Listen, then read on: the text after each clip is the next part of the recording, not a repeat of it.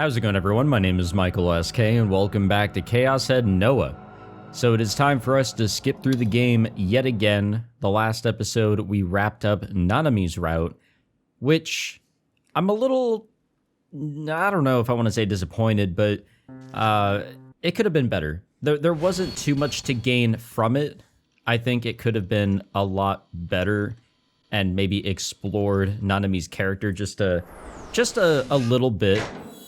But alas, it didn't really do that, and instead it kind of just focused on the hypothetical of Takumi kind of just escaping from everything, which we know he's capable of doing, and he's tried to do that quite a few times in the main route, but this time he actually truly does succeed. And I mean, it was cool to see, I guess, but did we really need to, was kind of what I'm getting at.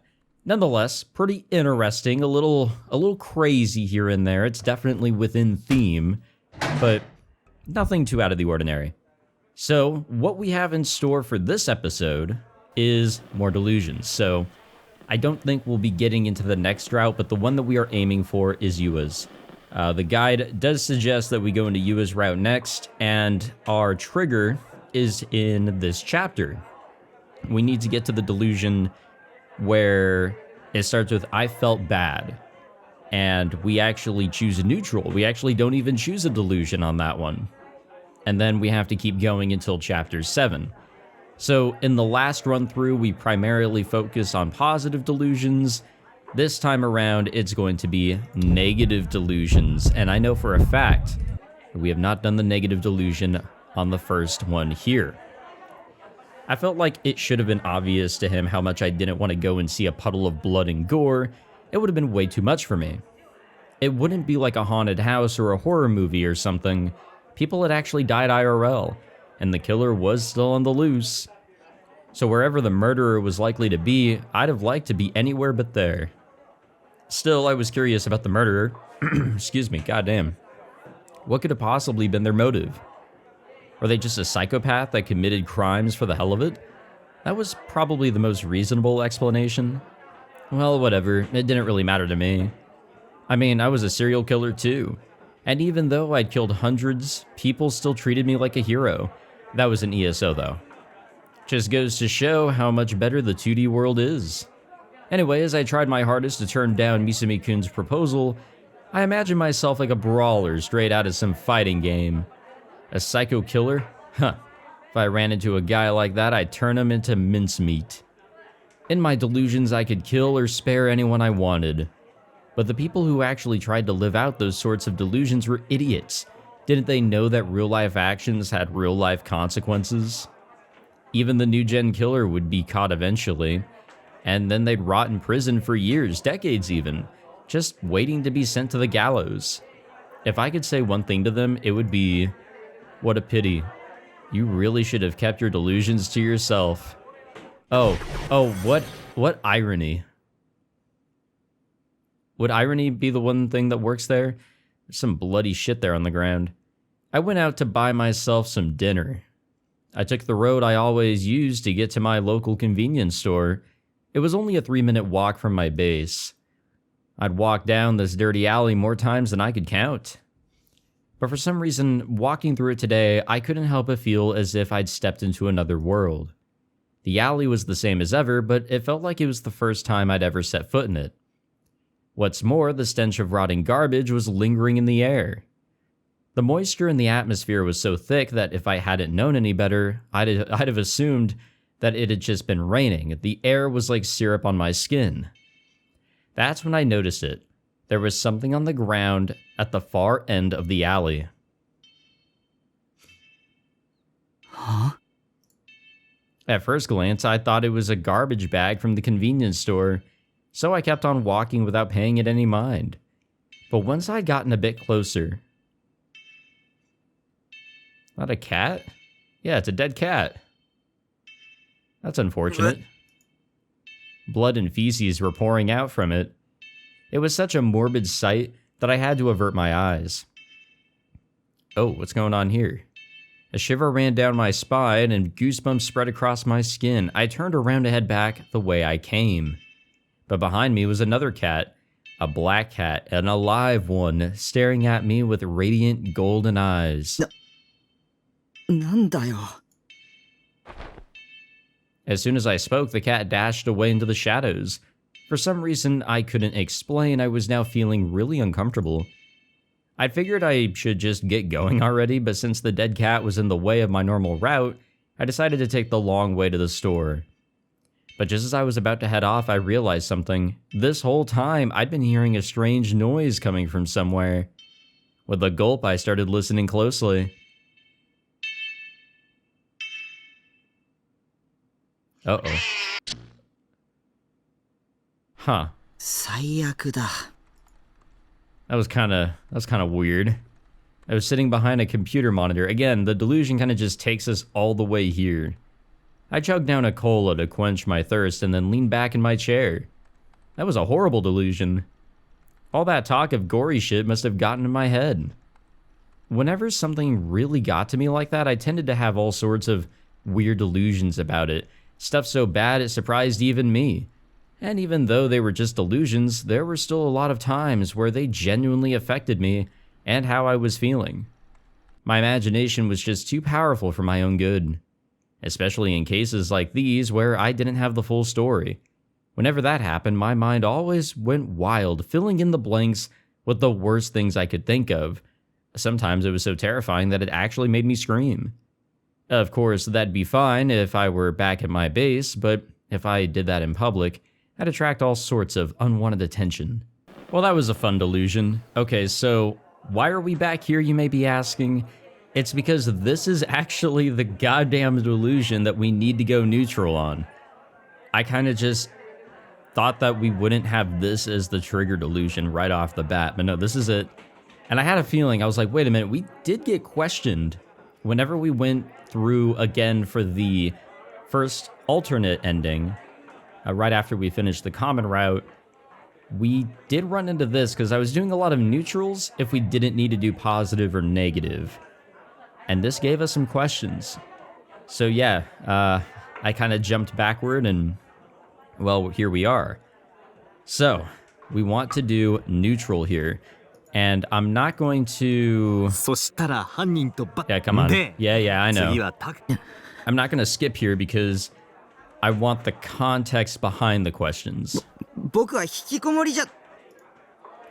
Taking some offense at Misumi-kun's choice of words, I almost snapped back at him. But I quickly decided against it when I considered the possibility that he might get upset at me. So I just bit my lip and turned away, and when I did, I noticed that there was something written on the blackboard. At first, I didn't really care enough to read what was written there. My mind only registered the fact that something was written there, and not what it was. But the longer I gazed at it, the more I realized something was wrong. Before I knew it, I was out of my chair. ちょっとどいて。おい、どうしたんだよ。 I wonder if, like... Okay, I truly wonder if Shogun was actually just messing with us, making us think that there were a lot of whose eyes or those eyes just being, like, littered about, because it's so unrealistic for that to be written there, and especially since nobody is pointing it out. But it could also be that somebody was actually writing that shit, or, like, showing that to us on purpose here and there. Hard to say. Those were the words I said to myself whenever I felt God's gaze. I had never said them out loud before. I hadn't told anyone about them either. Not even Misumi-kun. It didn't matter how often I used it, there was no way anyone in this class could know about that phrase. So who, why, how? I quickly turned around and scanned the room. The only person paying any attention to me was Misumi-kun.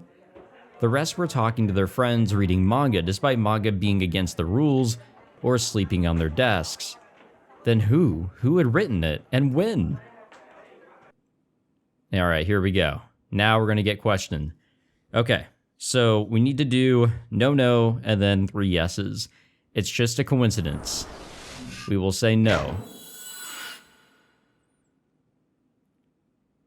I'm making it up, it's all in my head. No. It is possible that Yua maybe wrote that. But she wouldn't know about the phrase yet, right? The NewGen killer is somewhere in this school. Well, yeah, it's kind of us. Wait, no, it's not. Whoever wrote this is trying to provoke me. Yes. Honestly, this could just be changing our state of mind. I should definitely erase it. Well, yeah. なあ、どうしたんだ? And there's our achievement. You recognize it right. So maybe she does know it. Maybe she actually wrote it there to provoke us, like straight up. Misumi-kun walked up to me, grabbed my shoulder, and gave me a good shake. 聞いてる? Maybe. おい、タク。 It must have just been a common phrase or something. In other words, it was just a stupid, pointless scribble. I tried to tell myself that, but I still couldn't calm down. So in the end, I just went up and erased it, moving quickly so that nobody would notice. And now the ball is truly in motion. And I guess we also knocked out the negative delusion there. Not that I, again, I just, that was a mistake. That truly was a mistake on my part. I just actually was not paying attention there.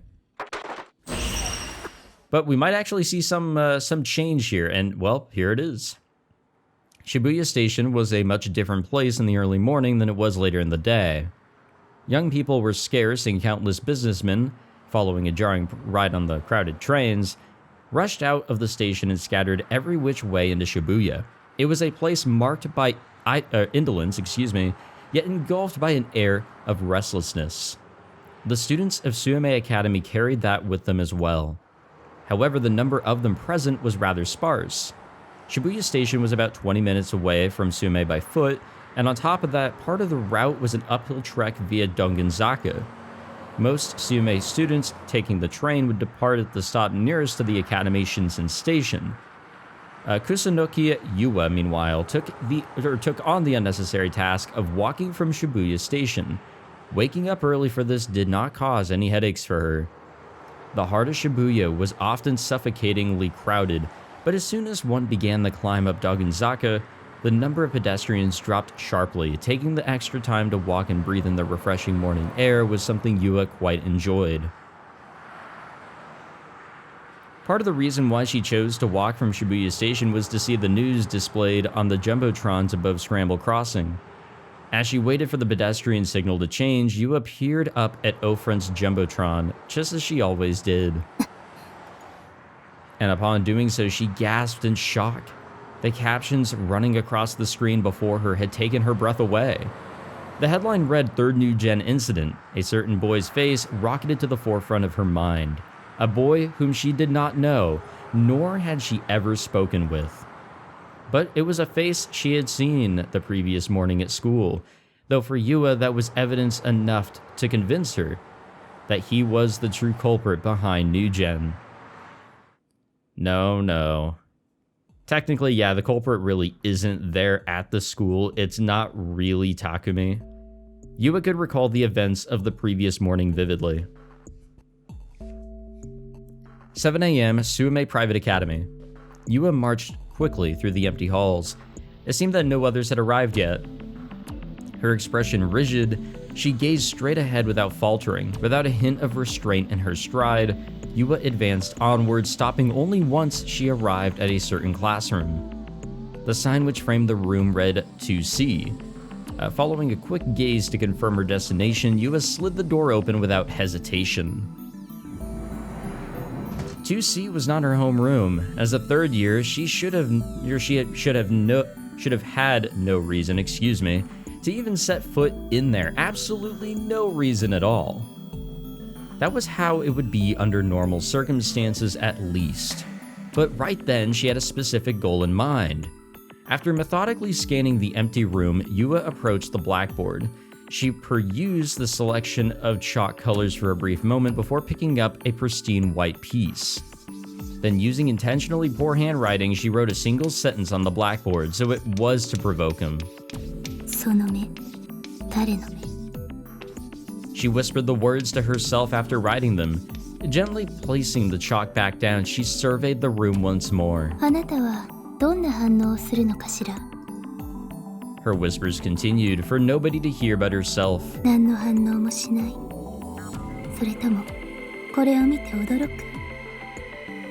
もしも慌てて消そうとするなら、それはつまり。 In the silence of the empty classroom, her intimidating voice echoed. あなたが殺したっていう証拠よ。隠れて見ているから。私は見ているから。あなたは私の顔なんて全く知らないだろうけど、私は知ってるわ。知ってるの。あなたの顔を知ってる。だから私はあなたを見ている。 I forgot how creepy she is in the beginning. Like, she is seriously stupidly creepy. And she kind of just like mellows out near the end, especially as she like faces her inner self and like, you know, brings out her D-sword and all that. 黒板に書かれたこの文を見て、あなたがどんな態度を取るのか、ちゃんと見ておくから。ね、西條匠くん。 Yeah, don't say her name like that. You have to ask for permission to say it like that. Yua forcefully bit her lip. After she had finished her task, Yua made her way up to the roof to kill time until the students of 2C finally arrived. Then 10 minutes before the bell rang, Yua returned to the hallway, peering in through the door, and she kept an eye out for anyone who might react to her inscription of whose eyes are those eyes. And, just as she predicted, a certain panicked schoolboy was the one to erase the words. One look at his face, and she could tell exactly who it was. Nishijo Takumi. 私は知ってるわ。知ってるの。あなたよ。あなたしかいない。 She muttered those words to herself only for them to be drowned out by a speaker mimicking the sound of pigeons cooing. The pedestrian signal at the scramble had changed colors. The massive wave of pedestrians collectively ceased their standstill and began moving once more. However, Yua remained where she was, paying no need to the possibility that she may be in the way of those trying to cross. She simply stood in place, focusing all her attention on the subtitles that appeared on the Jumbotron. Oh yeah, she weird. No doubt about that one. Absolutely no doubt. And that's okay. Did we do a negative on this one? I actually wonder. Before we kind of just like get trapped in and skipping for a while, let's see if we actually did negative here. We didn't. Damn it, who the hell did she think she was, acting like such a goddamn princess? Sure, go ahead, drink so much cola that you destroy your stomach and get sent to the emergency room. Then I can finally relax and spend some time alone. If only that could actually happen. Well, with the power of our mind. Oh no, don't give us like a... Yeah, don't give us like a CG of her like belly like enlarged. I've seen those like Twitter posts where like people just have like characters be like stupidly fat or like pregnant, and it's just so, I don't want to say weird because it's like there's words that can probably better describe it. It's very disgusting, maybe. I don't know. You guys know what I'm talking about, right? Or maybe I'm the only one with these problems. Suddenly, Nanami let out a groan, and as soon as she did, she dropped the bottle of soda, splashing cola everywhere. It spilled all over the manga, magazines, and CDs I'd left down there. Don't mess up my room, I was about to say, but then I realized what was happening. Nanami's eyes had shot wide open, and her hands were pressed against her neck. She looked like she was in immense pain. Her mouth repeatedly flapped open and closed like a carp. Could just be her choking. Nanami. She was vomiting blood, and I don't think she's choking. Red blood, actually. It was closer to dark brown, splashed onto the floor, mixing with the spilled cola. Oh god. Okay, that's lovely. That's a nice sight. Well, it's not what I was hoping, or not hoping it was. So, I guess this is better? I don't know. And then she lost her strength and collapsed. Her entire body convulsed as she writhed in agony. She clawed at her own neck with her fingernails.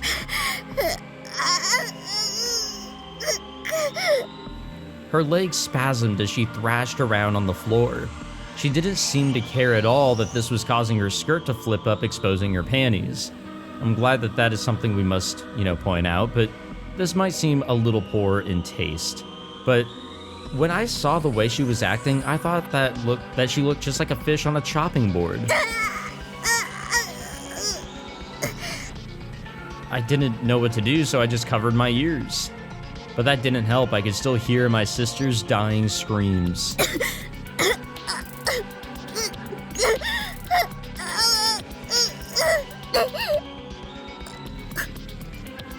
Before long, her face was completely covered in drool, blood, and tears, and her body finally stopped trembling. Nanami. I reluctantly tried calling out to her, but there was no response. She was just lying there in a pretty compromising position. The smell of ammonia hit my nose. Had she pissed herself, or had I? Gently, ever so gently, I poked her shoulder. She didn't move a muscle. Although I was a little scared, I gathered the courage to bring my ear to her lips. She wasn't breathing. She was dead. Nanami was dead. It was like she'd been poisoned, the kind of thing that you'd see all the time on TV. And that was when it hit me. I must have poisoned my own cola to kill Nanami, I was sure of it. なぜ殺した? Yeah, why did we? うえ。 Obviously, it had been just another one of my delusions, but it still made me sick to my stomach. That whole thing had definitely been a bit much. Sure, Nanami could be really annoying, but that delusion had been way too graphic. I should have just left her at 1 HP, not fucking one-shotted her. どうしたの? Oh, don't worry about it, it's nothing. After finishing her cola, Nanami shot me a confused look. なんか顔色悪いけど. I just shook my head a little. ごめん。何が? とにかくごめん。 Even if it was just a delusion, I treated you horribly. I'm sorry. But that's only because I can't stand your bratty attitude. I hate it so much that I took it out on you inside my head. Would it kill you to understand that? 別に謝らなくてもいいのに。ミルクティーがないくらいでナナ怒んないよ。それになんだかんだ言ってコーラも好きだし。Wait, did she just drink all my cola? I take back my apology. Nanami doesn't deserve it at all. I hope she gets her stomach torn open and bleeds out. Perfect. Beautiful. Okay, I don't think I chose negative on this one. I'm going to assume I didn't. 私、 And I assumed あなたの correctly. ことが好きなんです。 Oh god, yeah, this is bad. ずっと西条くんのこと見てました。もう見てるだけじゃ嫌なんです。 Yeah, this is a little sus, but you know what? I don't think we have seen the CG before, and I needed a thumbnail, so that's perfect. Thank you, game. Yua's face turned bright red, and right after the sudden confession, she started fishing around in her bag. She must have been looking for something. あなたの全部を私のものにしたいんです。それでいろいろ考えて一番素敵な方法を思いついたんです。 Yeah, this is bad. See, I knew it. I knew it all along. She finally pulled something out of her bag, a brand new kitchen knife. Its blade glimmered with light reflected from my desk lamp.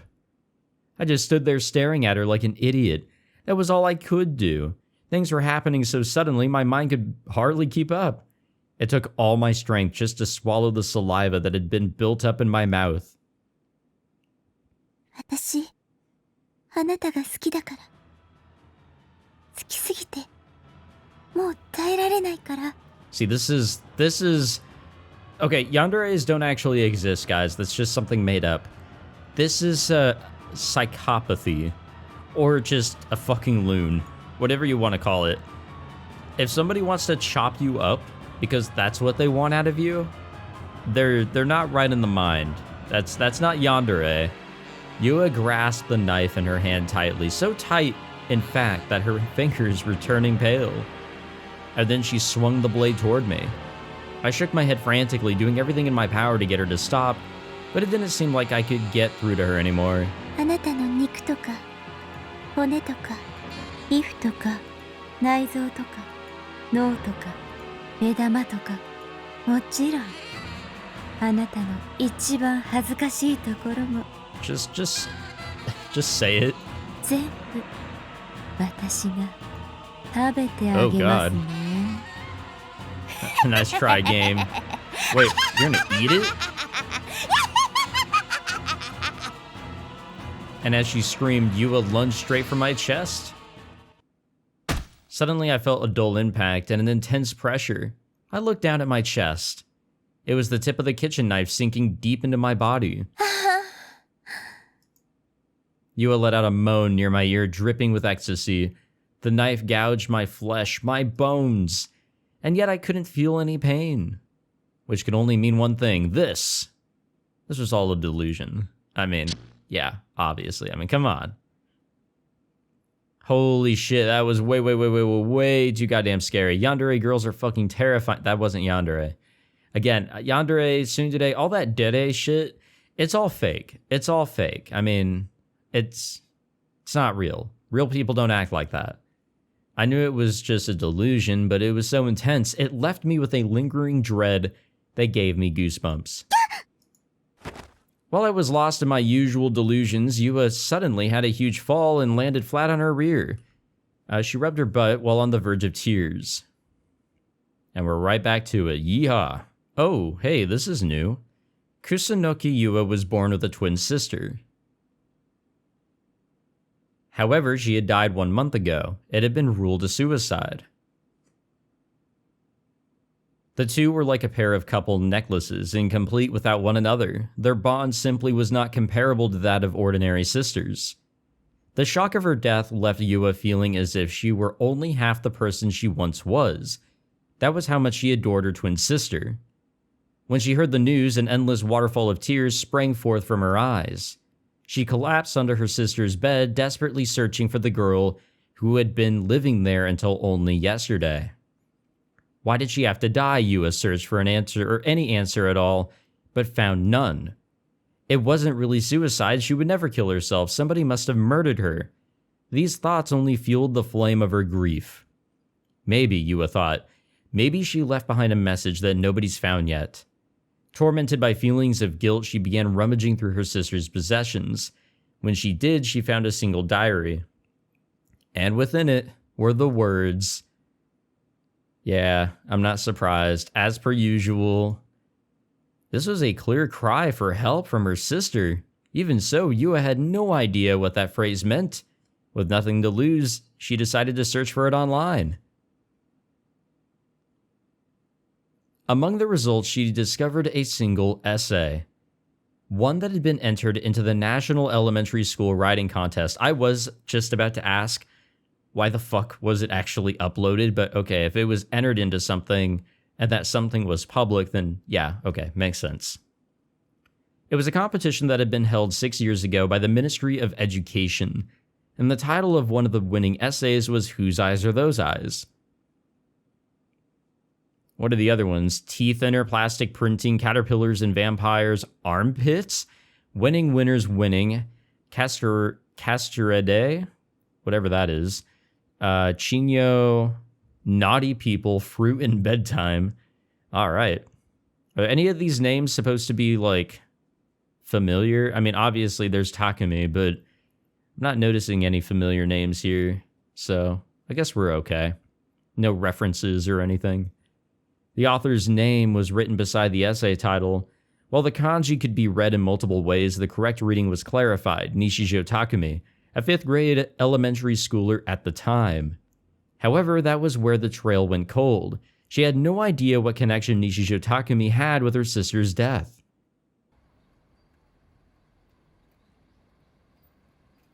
Then came an incredible coincidence.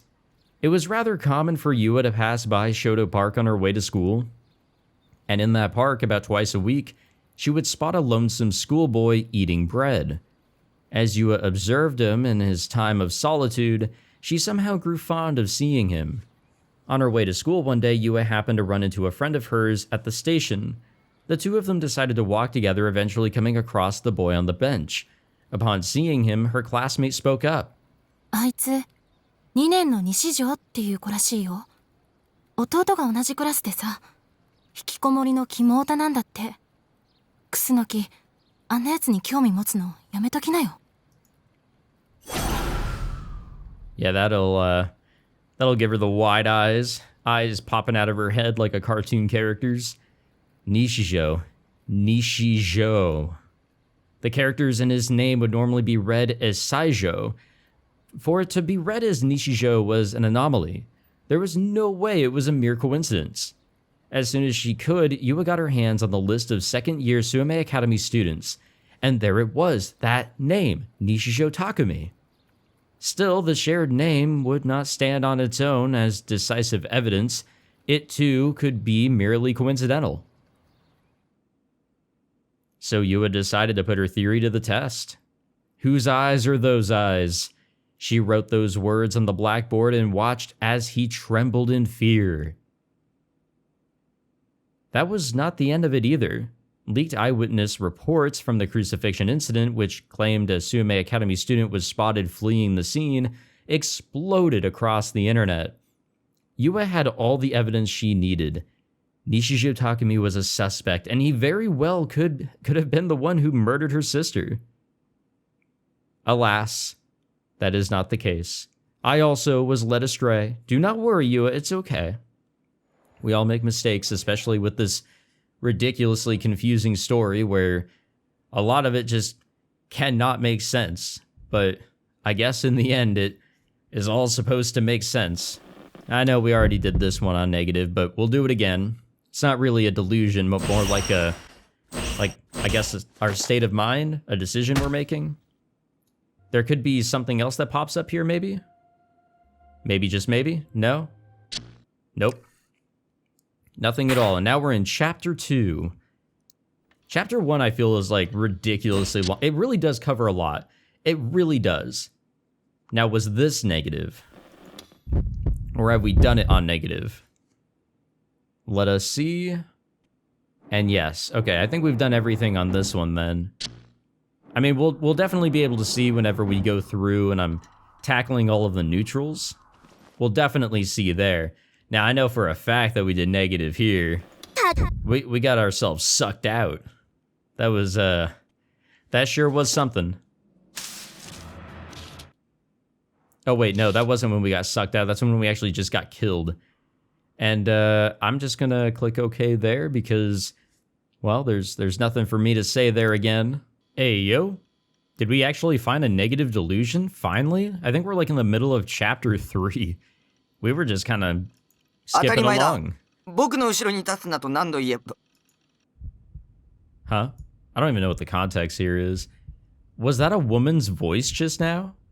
Goosebumps stood all over my body. Had the reclusive owner of the gaze finally decided to show themselves? Was that even possible? Should I turn around and see who it was? But what if she attacked me the moment I did? It was a fairly cute-sounding voice, but what if, in reality, a monster far removed from anything human was standing there? No, no, no. If that were the case, wouldn't that mean they were getting ready to attack me right now? If I didn't turn around, I wouldn't even notice if they killed me. Maybe I should say something else to see if they'd respond. It was possible that the voice I'd heard was just a hallucination or a delusion or something, so that would help confirm it. And I mean, I talk to my Seroton figure all the time in my head. It had to be the same thing. I tried to be bold and say, "Who are you?" but I hesitated. If I was to provoke the attacker, it could have very easily spelled the end for me. It could have caused her to finally stop waiting and attack me. So many delusions ran through my head that I found myself completely paralyzed. What should I do? Maybe the whole thing was a product of my own design, and I was just being the world's biggest dumbass. I swear if the owner of the gaze wasn't there, or here, and I'd just been sitting here trembling in fear over nothing, I was gonna kill myself. あれタク固まってる It wasn't a hallucination or delusion after all. There was someone right behind me. Startled, I reflexively turn around. Hello. I guess this is when we actually meet Rimi. どうもどうも The demon girl. The girl sitting on the sofa was undeniably the same one I had seen at the crucifixion crime scene. And now for some reason I couldn't comprehend, she was just standing there looking at me, smiling. Oh fuck, oh fuck, oh fuck. She'd finally come to kill me. It had to be because of the detectives I talked to. She'd seen me do it with her clairvoyance. After that, she'd gone on to infiltrate my base without making a sound, take up a position in which she could kill me at any moment, and then revel in it as I cried and screamed in terror. It couldn't be anything else. Don't kill me, I tried to scream, but I was too terrified to make a sound. Honestly, you know what? I think we could just kind of like skip ahead here because we know what happens here. Like, this isn't a delusion. This is like probably just a different, not interpretation, but our mindset's different. But nothing new is going on here as far as I could tell. Oh, wait a minute. We never chose negative on this one. So this is when we meet Kozuki. Well, not in a deep meeting, but more like we come across her for the first time. She is transferring in, and she does say something to us with her mind. But you know what? I think we only did the positive and the neutral choices here. So yeah, we never did negative here. For now, I should forget about the undersized transfer student. What really mattered was Rimi. Something needed to be done about her. A voice rang out from the back of the classroom. It was Rimi. What did she want? Kozoe-chan? Who was that? Who the hell was Rimi talking to? なんだ咲畑、折原とは知り合いなのか? そうです。 Their conversation just kept on going, leaving me in the dust. Dazed and confused, I found myself unable to think straight. The transfer student wore an innocent smile. リミさんを追いかけて、私も来ちゃったの。そうなの？やることが大胆だな。What the? Why are the two of them talking so friendly like? Don't tell me they were friends or something. Oh god, could the transfer student be one of the demon girl's underlings? Frozen in place, I could do nothing but listen as the two continued their carefree conversation. リミさん、よろしくね。こちらこそ。これから楽しくなりそうだね。Maybe. What the すご fuck? く楽しくなるかも。だよね。楽しみ。楽しみ。ねえ、そう思わない？思うよね。西条匠。 Well, that took a twisted turn, somewhat. ああ、どうやら折原は緊張しているようだな。よし、挨拶はいい。The homeroom teacher's voice brought me back to my senses. The transfer student was sheepish as usual, not uttering so much as a peep. Words could not express how thankful I was that it had just been a delusion. みんな、この子は折原梢だ。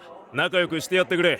Okay, so I know that there's inconsistencies with these delusions sometimes, such as coming across events that have yet to happen, which could just be how things are with, you know, Takumi kind of seeing a bit into the future in a way, but for him to know names too, I mean, that's kind of impressive, or how people sound before he actually hears them speak.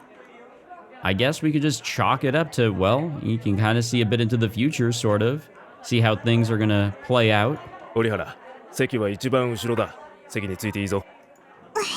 Or we could just not think about it and everything's okay. The transfer student made her way to the back without saying a word, keeping her head low to the ground. What's she gonna say to us this time? Her seat was 4 rows behind mine. Should I pretend to watch her so I could catch a glimpse of the people behind me? Problem was, that would draw a lot of unwanted attention to myself. I didn't want any Dokyun trying to pick a fight. Oh, don't go staring at her just because she's cute or some bullshit like that. I was at a loss for what to do.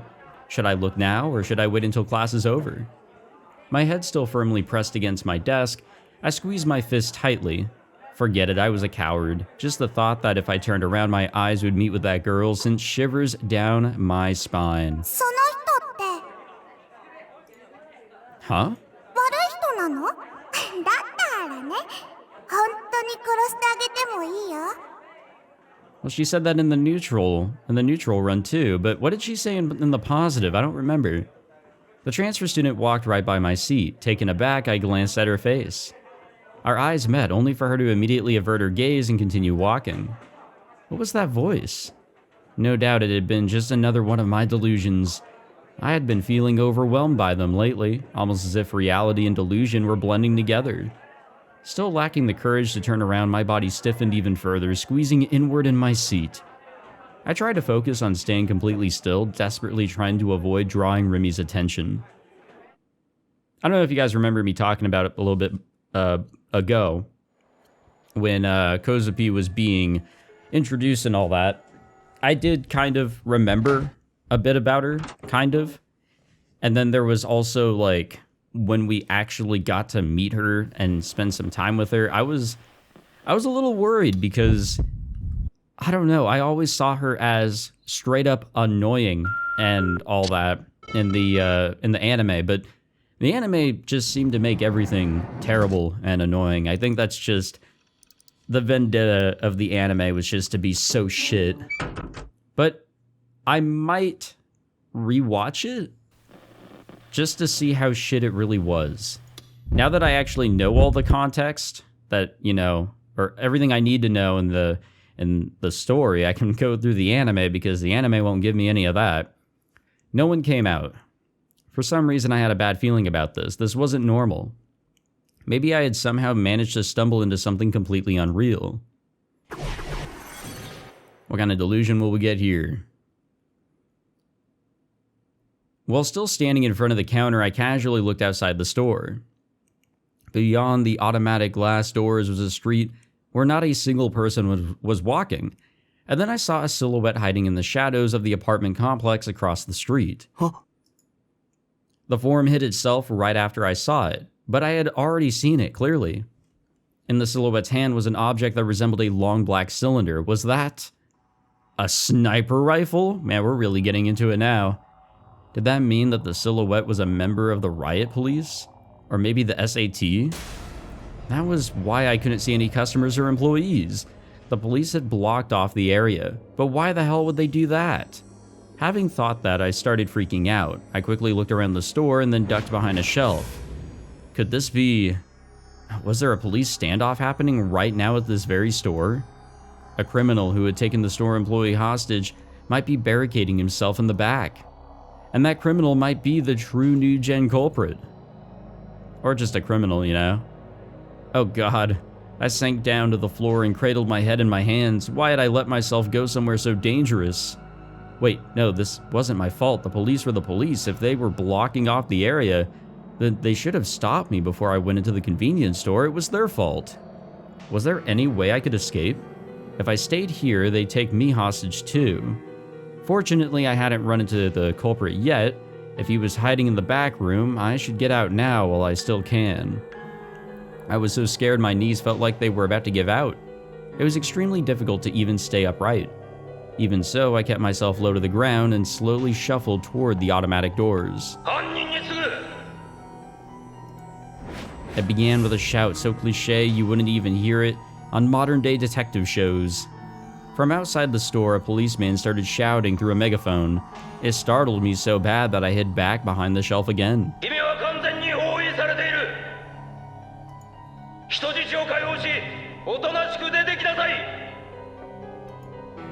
What an incredibly stereotypical way to call them out, or call out to them.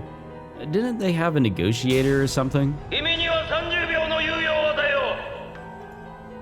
30 seconds? That was practically nothing.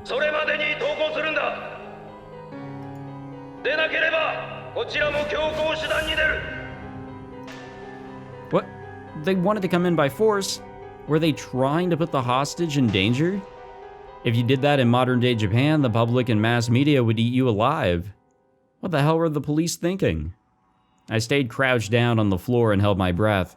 My heart was pounding insanely fast. It felt like my chest was about to burst. If the police were going to force their way into the store, the whole place would become a war zone, and I'd be caught right in the crossfire whether I wanted to or not. I might get hit by a stray bullet and die right there. Please no. I couldn't see what the criminal was doing. The entire store was silent. I was getting angry. What the hell was the criminal doing? Hurry up and surrender already. Otherwise, I'd get caught up in this too. I gingerly peeked out from behind the shelf and looked outside once more, and what I saw shocked me to my core. There were several SAT snipers in plain view of me, all of which were training their sniper rifles right at the store. I frantically jerked my head right back behind the counter. The police were going to shoot the criminal to death. Would they be able to get away with something like that in Japan? I couldn't believe it. This couldn't be happening. Give me a break. My eyes darted around the room restlessly until suddenly they settled on my hand. For some reason in my hand was a knife. And the blade was soaked in red. It was blood. I was confused. How long had I had this knife in my hand? Where did I even get it?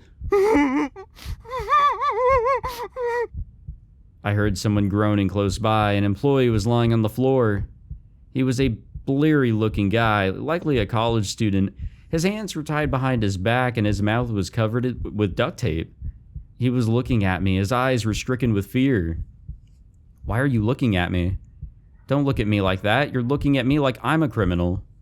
Wait, was I the criminal? No, it wasn't me. I hadn't done anything.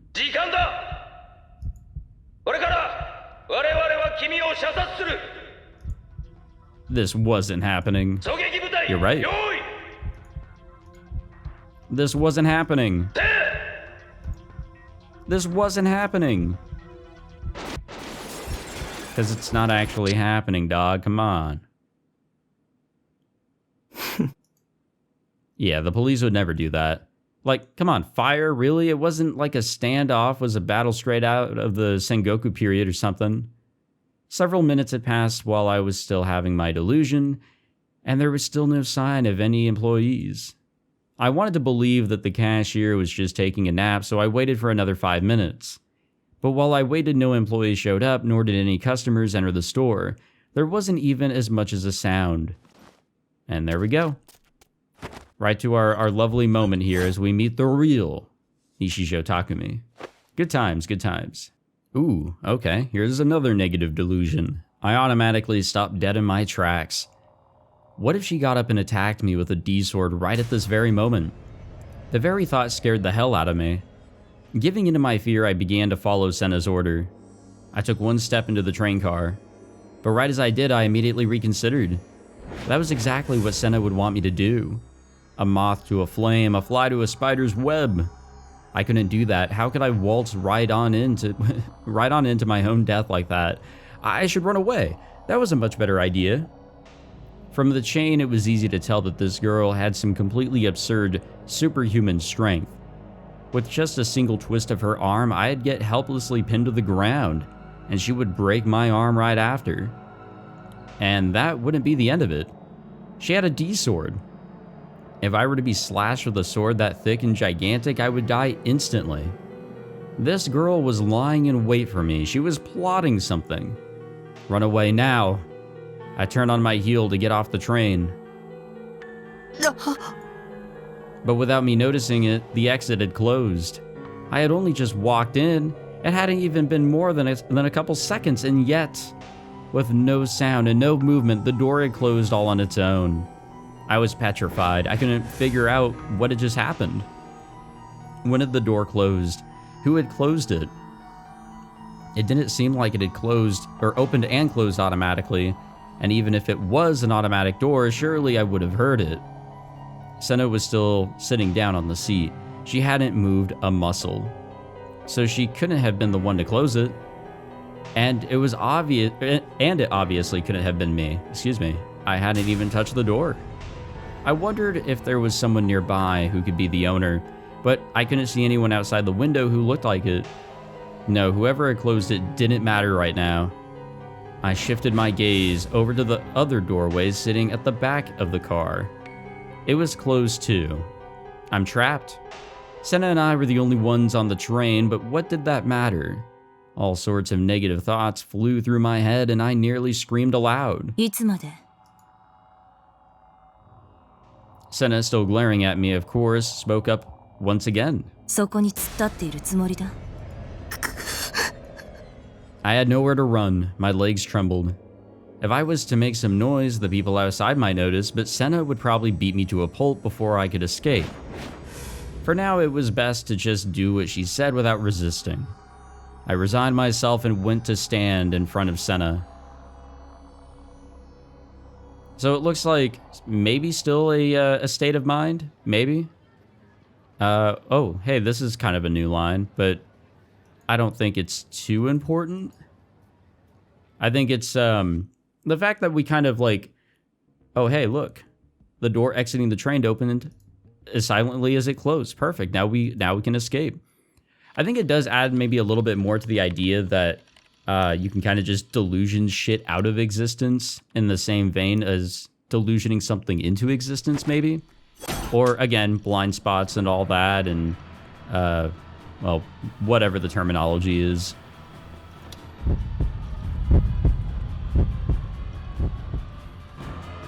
Oh, hey, we didn't even do the negative delusion here either. Interesting. I tried to scream, but my mouth was quickly covered once again. I could barely breathe. どうして声を出すの？約束したのに。したよね。したって言って。したでしょ。したよ。Yua's grip strength wasn't normal. Keeping her hand clamped over my mouth, she forcefully tightened her grip on my chin. My fear reached its peak, and my knees started to tremble. I could no longer do anything but nod frantically at Yua's nearly inaudible words, each one sounding as if they didn't have a single shred of emotion behind them. That finally made Yua weaken the grip that she had on my chin, but she didn't let go like she had before. Damn it, this bitch was an actual bona fide stalker. I never would have thought that she'd show up here. No, the more I thought about it, the more I realized I totally should have predicted it. I remembered that I'd actually seen her here before on the day that we had first met. She had been peeking at me from the neighboring room 36. It was pointless to have taken shelter here. How could I have been so careless? ごめんなさい。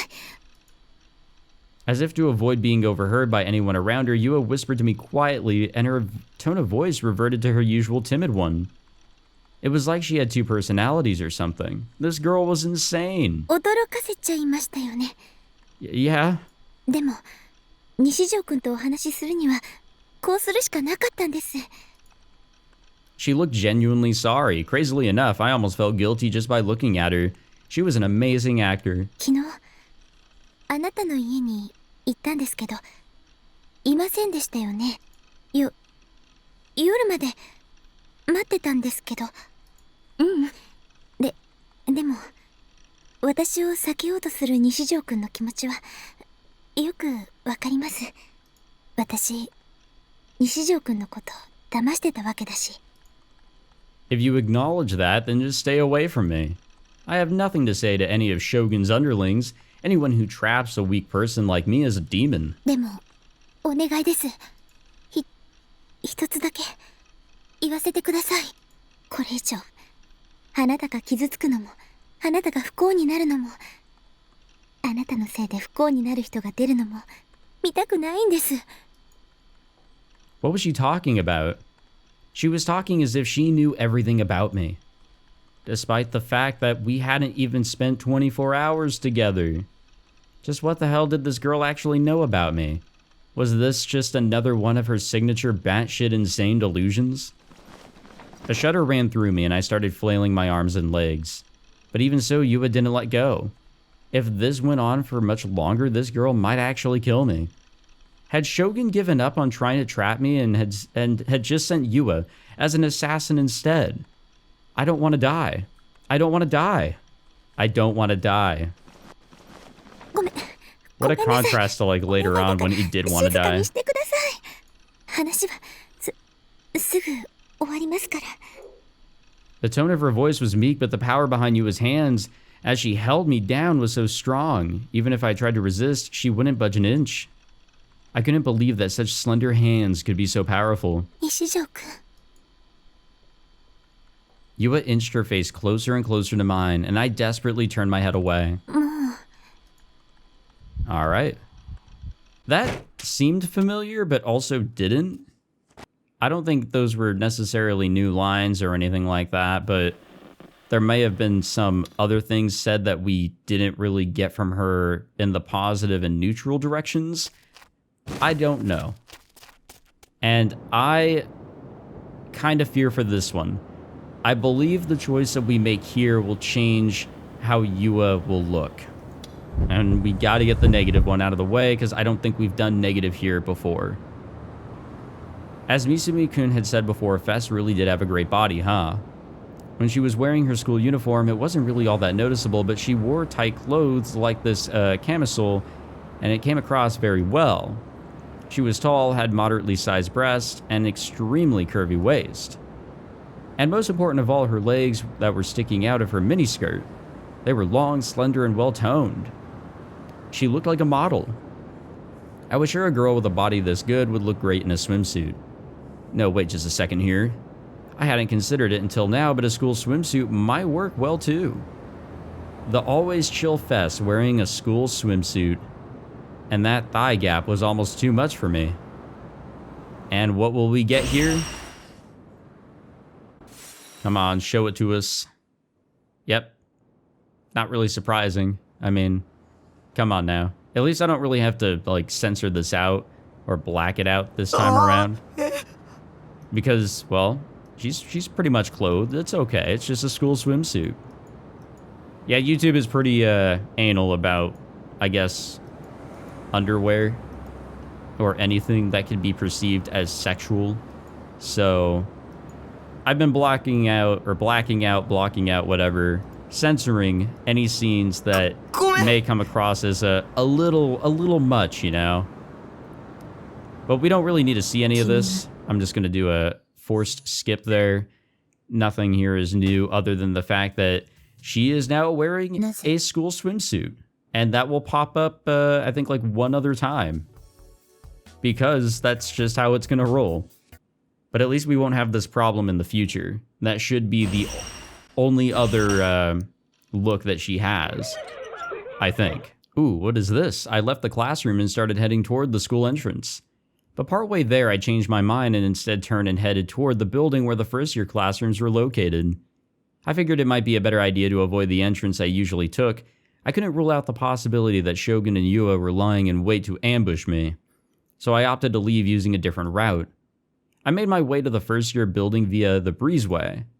The final bell had already rung a little bit ago, but so while, the students on cleaning duty or doing club shit were still around, basically everyone who had opted to go straight home already did.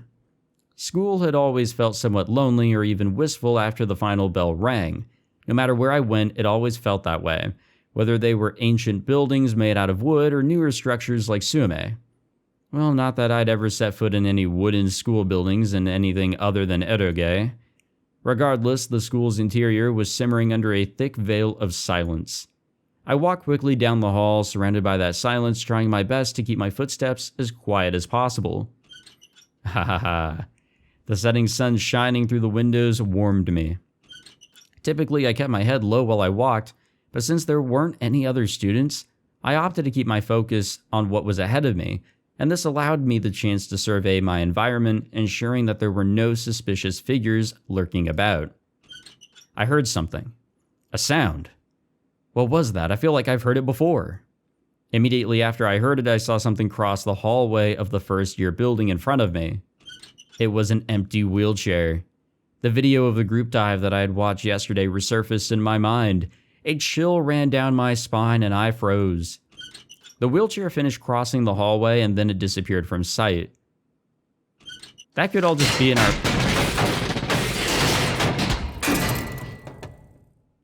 Okay. I was about to say this could all just be in our mind, but that was loud. And right after it did, I heard an insanely loud sound. You guys ever hear the metal pipes sound? Like the sound of metal pipes dropping, that sound effect? That shit is so funny. Silence settled back on the campus. I took a second to catch my breath, and then I looked in the direction where the sound had come from. What was that just now? Why was there a wheelchair in the school, not to mention one with nobody sitting in it? The crash I'd heard at the end was probably the sound of the wheelchair falling down the stairs. With the noise it had made, it must have taken a fair deal of damage. It wouldn't surprise me if it had been rendered practically unusable. I quickly looked around me. Rather than being calming, the silence only made my fear skyrocket. I at least knew that I couldn't see anyone moving from my current position. However, I felt a gaze. Don't look at me. Oh God, Shogun, had he come here too, to the school? Why had he come here? Was it to meet with Yua? Was it to meet with me?